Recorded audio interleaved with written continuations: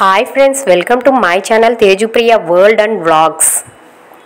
Hi అండి, ఇవాళ ఎక్కడికి వెళ్తున్నాం అనుకుంటున్నారా? తిరుమలగిరి పక్కనే చిన్న ఊర్లో ఒక ఫంక్షన్ ఉంటే ఆ ఫంక్షన్ని చూసుకొని నెక్స్ట్ మా సిస్టర్ వాళ్ళ ఊరు చిల్లకల్లు వెళ్తున్నామండి. బైక్ మీద నలుగురు వెళ్ళటం సాహసమే, కానీ మేము సన్నగానే ఉన్నాము కాబట్టి అడ్జస్ట్ అయ్యాము. ఫ్రీగానే కంఫర్ట్గానే ఉంది. అదిగోండి మాటల్లోనే వచ్చేసింది తిరుమలగిరి కొండ, వెంకటేశ్వర స్వామి దేవాలయము. ఇక్కడ స్వయంభూగా పుట్ట రూపంలో వెలిసాడండి వెంకటేశ్వర స్వామి. తిరుమలగిరి ఫుల్ వీడియో కూడా నేను లాస్ట్ మంత్ వచ్చినప్పుడు చేశాను. ఆ వీడియో మీరు అందరూ చూసే ఉంటారు. ఇక్కడ నుంచి చిల్లకల్లు 3 కిలోమీటర్స్ దూరంలో ఉంది. బండి డ్రైవింగ్ చేసేది మా సిస్టర్ వాళ్ళ అబ్బాయేనండి. వాడి వెనక కూర్చుంది మా చిన్నన్నయ్య వాళ్ళ అబ్బాయి తేజు, మీకు ఆల్రెడీ తెలిసే ఉంది. ఓకేనండి, చిల్లకల్లో ఎంటర్ అయిపోయాము. చిల్లకల్లు హైవే రోడ్ చేశాక ఇప్పుడు బస్సెస్ వెహికల్స్ వెళ్ళడానికి రోడ్ అయితే చాలా బాగుంది. ఇక్కడ నుంచి డైరెక్ట్గా విజయవాడ హైవే మీద నుంచి వెళ్తే 1.5 అవర్లో విజయవాడ చేరుకోవచ్చు. అసలు వెళ్ళినట్టు కూడా తెలియదండి మనకి, అంత బాగున్నాయి రోడ్లు అనేవి. హైవే చేశాక చాలా నీట్గా ఉన్నాయి రోడ్లు. ఇదిగోండి వచ్చేసాం మా సిస్టర్ వాళ్ళ ఇంటికి. అన్నప్రాసన ఫంక్షన్ చూసుకొని ఇక్కడికి వచ్చేసరికి 1 అయిందండి. భోజనాలు అయితే అక్కడ చేయలేదు మేము, మసాలా ఐటమ్స్ వేసారని చెప్పి. మసాలా నేను తిన్నాను కాబట్టి అక్కడ భోజనాలు చేయలేదు, ఓన్లీ ఫంక్షన్ అటెండ్ చేసేసి ఇక్కడికి వచ్చేసాము. ఇక్కడ వరకు వచ్చారు, మా ఇంటికి రారా అని చెప్పి ఫోన్ చేసి పిలిచింది, అందుకని చెప్పి రావాల్సి వచ్చింది. లేకపోతే ఇంటికి రిటర్న్ అయిపోయేవాళ్ళం అనమాట. తేజు నేను వచ్చాము.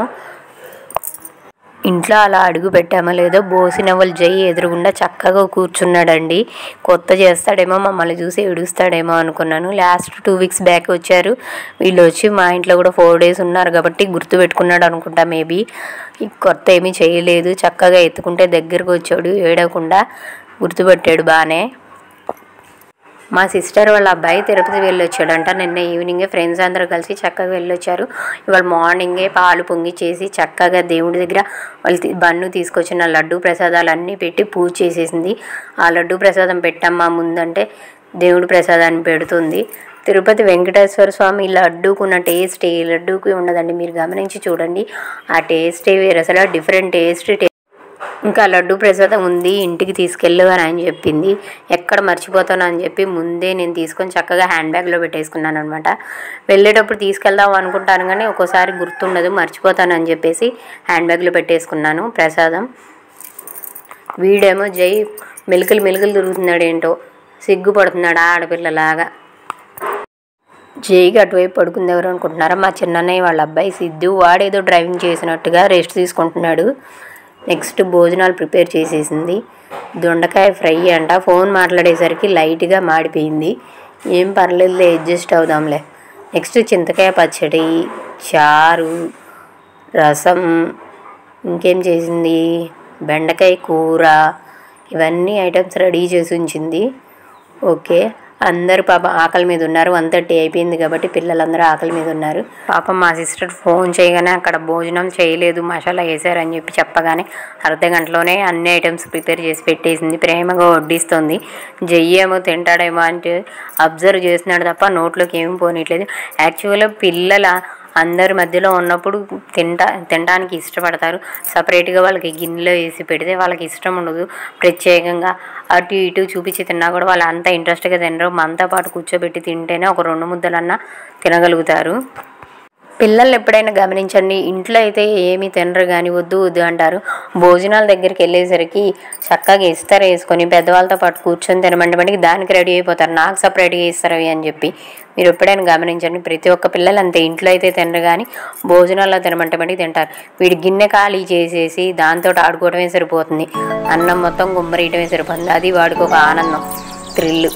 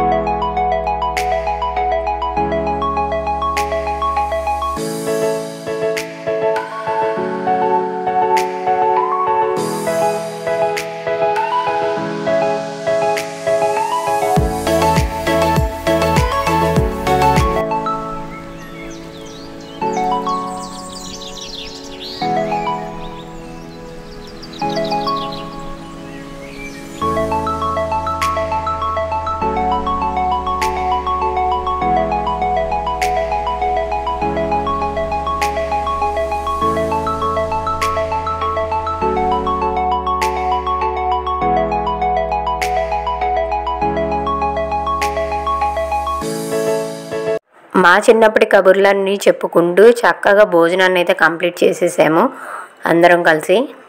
నెక్స్ట్ ఆఫ్టర్నూన్ 3:30 అయిపోయింది. భోజనాలు అయిపోయాక 1 అవర్ ఏమో రెస్ట్ తీసుకున్నారు. తర్వాత నుంచి ఇంకా మొబైల్లో పక్కన కూర్చొని కూడా గేమ్స్ ఆడుకుంటున్నారు. నేను అదే చెప్తున్నాను, ఫిజికల్ యాక్టివిటీ ఉండాలిరా, ఇలా కాదంటే ఈవినింగ్ 5కి క్రికెట్కి వెళ్తామని చెప్పారు. నెక్స్ట్ ఈవినింగ్ మళ్ళీ 5:30కి మేమేదో తింటామని చెప్పేసి సేమియాలు చేయడానికి ప్రిపేర్ అయిపోయింది. వద్దు హెవీగానే ఉంది అని చెప్పినా కూడా వినకుండా ప్రిపేర్ చేస్తుంది. వీళ్ళ స్టైల్లో ఎలా చేస్తారో చూద్దాం.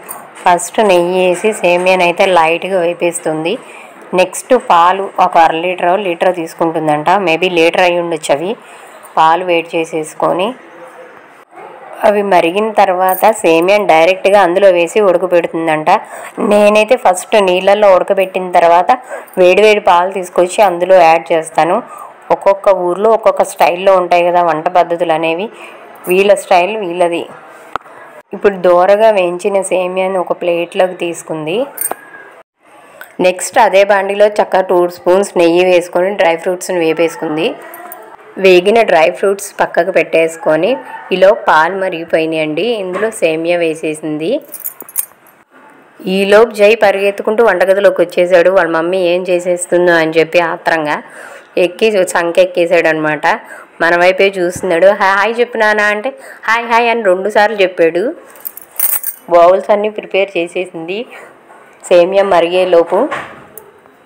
నెక్స్ట్ వేపుకున్న డ్రై ఫ్రూట్స్ అన్నీ అందులో కలిపేసింది. దానికి తగినంత షుగర్ యాడ్ చేస్తుంది. కొంతమంది అయితే షుగరు బెల్లం 2 కలిపి చేస్తారు, హాఫ్ అది హాఫ్ ఇది వేసి. వీళ్ళు మటుకి షుగర్ యాడ్ చేస్తారంట మొత్తము. నెక్స్ట్ వాళ్ళ మమ్మీ ఈలోపు అవి ఉడికేలోపు గిన్నెలు కడుగుదామని బయటకు వస్తే ఆ బకెట్లో వాటర్ తీసుకొచ్చి తులసమ్మకు పోస్తున్నాడు. అయిపోయకూడదు నాన్న అన్నం ఇంట్లో దండం పెడుతున్నాడు. చూడండి ఎలా పెడుతున్నాడు స్టైల్గా. మళ్ళీ వద్దురా అన్న వినట్లేదు. ట్యాప్ వాటర్ పొయ్యి వద్దు అని అంటే నెక్స్ట్ పోస్తూనే ఉన్నాడు అనమాట. గిన్నెలు కడిగేసేలోపు సేమియా ఉడికిపోయింది. చక్కగా బౌల్స్లో వేసి ప్రిపేర్ చేసేస్తుంది అందరికీ ఇవ్వటానికి. మాకందరికీ ఇవ్వడానికి తీసుకొచ్చేసింది. వేడిగా ఉన్నాయి సేమియా అయితే. వీడెక్కడ చేయబెడతాడో అని నాకు భయం వేస్తుంది. వేడి సేమియా తాగుతాడేమో ట్రై చేద్దాము. నోరైతే కాలిపోతుంది. వీడికి కూడా ఫోన్ కావాలంట. ఇప్పుడు చిన్న పిల్లలు కూడా ఫోన్కి అడిక్ట్ అయిపోతున్నారు బాగా. అసలు వాళ్ళ మమ్మీ వాడికి పెట్టమంది కానీ వాడు ఎక్కువ తినలేదు పాపం. ఒక 2-3 స్పూన్సే తిన్నాడు. మేమైతే ఫుల్గా తినేసాము. తేజు తీసింది. ఈ టేకు తలుపులు మొత్తం 27,000 పడ్డాయంట. డిజైన్ అయితే బాగుంది. తేజు షూట్ చేసింది ఇదంతా. తనకి షోకేస్లో ఉన్న బొమ్మలు అయితే తెగ నచ్చినాయి అంట. ముఖ్యంగా శివయ్య బొమ్మ బాగుంది మమ్మీ అన్నది. ఎందుకంటే తను ఎక్కువ శివయ్యకి పూజ చేస్తుంది కాబట్టి బాగుంది శివయ్య బొమ్మ. జై బొమ్మలే ఉన్నాయి అన్నీ. ఒక అట్టపెట్టలో వేసి మూలన పెట్టారు. వాడు ఆడుకునేటప్పుడు మళ్ళీ మొత్తం గుమ్మరిచ్చేస్తాడు. ఇదిగోండి కిచెన్ చూడండి. కిచెన్ కూడా బాగుంది చక్కగా నీట్గా. మా జై వాళ్ళ ఇల్లు మీకు నచ్చితే లైక్ చేయండి, షేర్ చేయండి, సబ్స్క్రైబ్ చేయండి. బాయ్. లాస్ట్లో బన్ను డ్రైవింగ్ గురించి ఒక మాట చెప్దాం అనుకున్నాను, మర్చిపోయాను. 4 ఎక్కాము కదా, బండి ఎలా డ్రైవ్ చేస్తాడు అనుకున్నాను. సూపర్గా హ్యాండిల్ చేసాడండి బండి. ఈ వీడియో మీకు నచ్చితే లైక్ చేయండి, షేర్ చేయండి, సబ్స్క్రైబ్ చేయండి.